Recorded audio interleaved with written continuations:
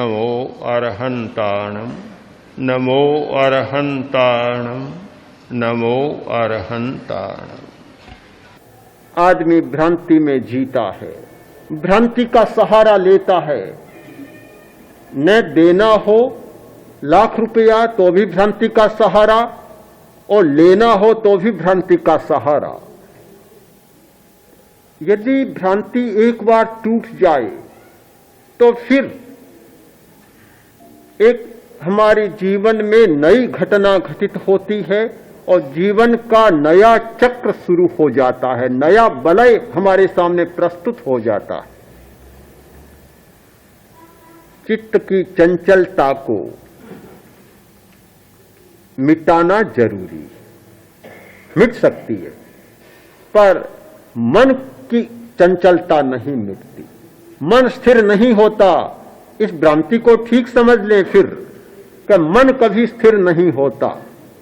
मन का अर्थ है स्मृति, मन का अर्थ है कल्पना, मन का अर्थ है चिंतन।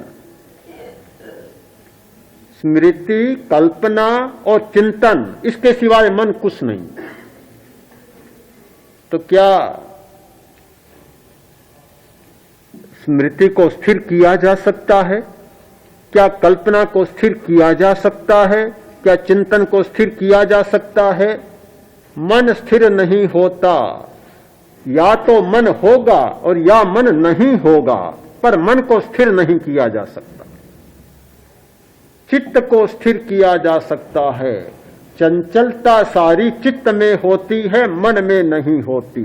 मन तो चंचल है ही, स्थिर क्या होगा फिर? जब हम साधना करते हैं, ध्यान का अभ्यास करते हैं, तो मन को अमन की स्थिति में ले जाते हैं।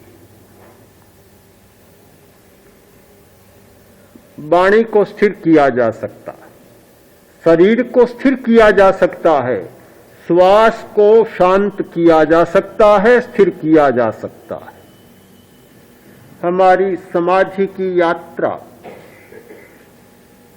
शरीर से शुरू होती है।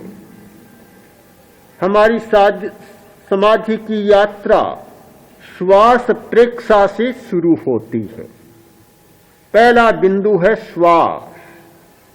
हम लोग श्वास का बहुत कम मूल्य जानते हैं, इसीलिए श्वास हमारे साथ चल रहा है, हम श्वास के साथ नहीं चल रहे हैं। जब तक जिसका मूल्यांकन सही नहीं होता तब तक यही होता है। एक बहुत बड़ा कलाकार था, बहुत बड़ा कलाकार, जिस मोहल्ले में रहता था उस मोहल्ले में बहुत संपन्न लोग रहते थे। कलाकार था गरीब, वे सब थे अमीर, धनी, संपन्न लोग। कलाकार बहुत विनम्र था, कोई भी मिलता उसे प्रणाम करता, नमस्कार करता। एक दिन राजा ने कलाकार को अपनी सभा में आमंत्रित किया। साथ साथ उस मोहल्ले के, नगर के संपन्न लोगों को भी आमंत्रित किया।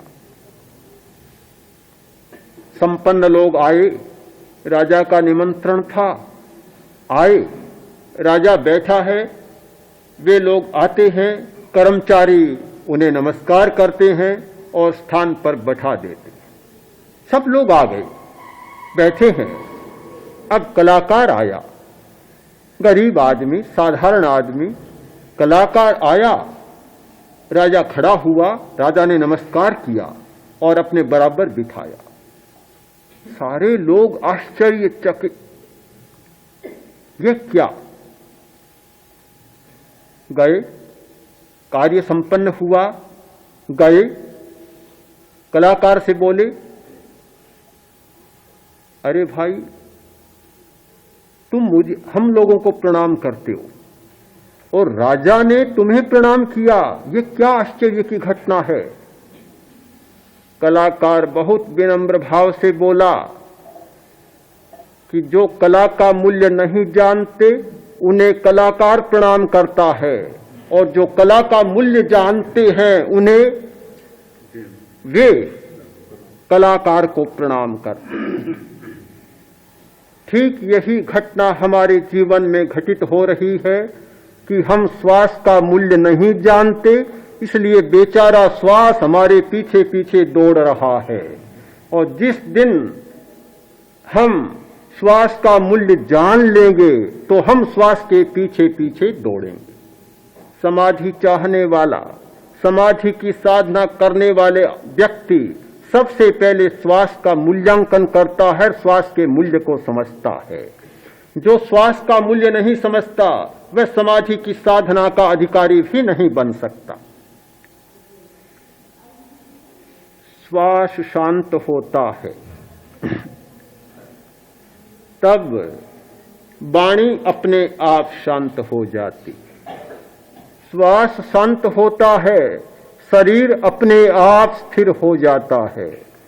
श्वास शांत होता है, चित्त अपने आप स्थिर हो जाता है और मन अमन की स्थिति में चले जाते।